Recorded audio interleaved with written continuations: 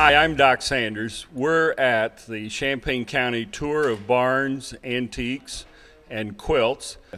And with me, I have Kevin Williams. And Kevin, would you tell us what visitors will expect to see?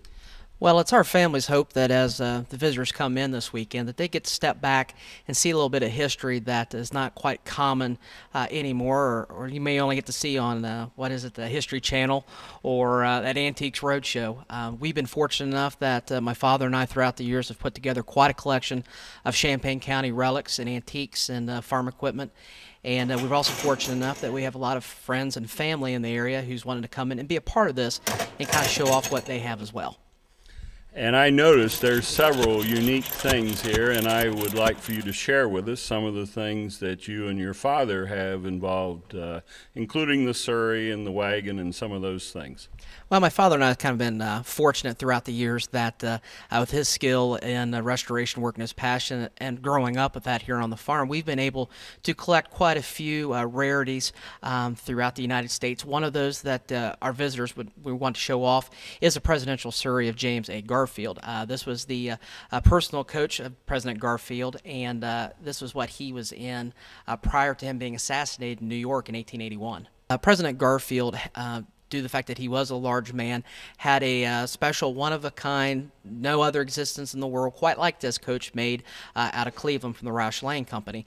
And he took this coach everywhere he went. He was on official business in New York.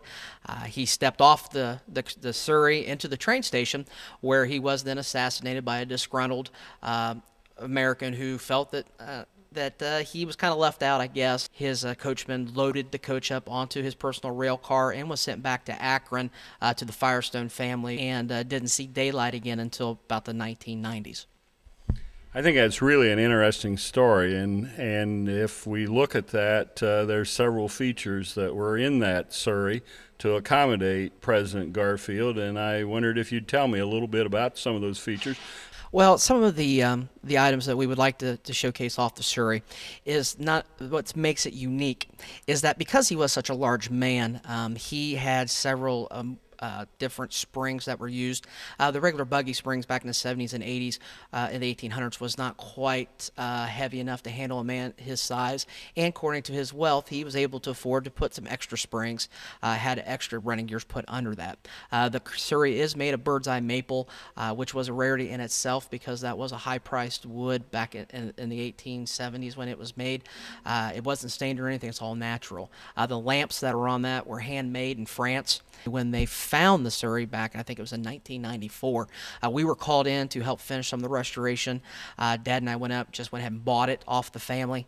And what you're going to see here, without maybe a minor few things that we had to restore, is what it was when the family unearthed it and when President Garfield stepped off of it 130 years.